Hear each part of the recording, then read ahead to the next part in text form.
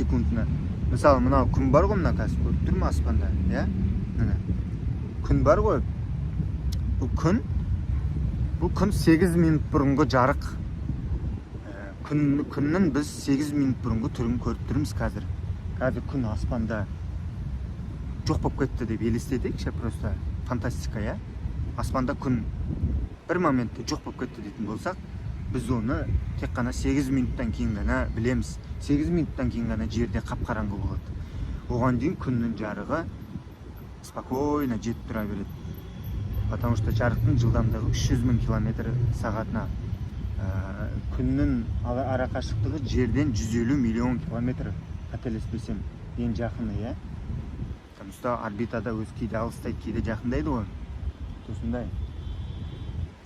Поэтому 150 миллион километрді жарық жету үшін 8 минут уақыт керек.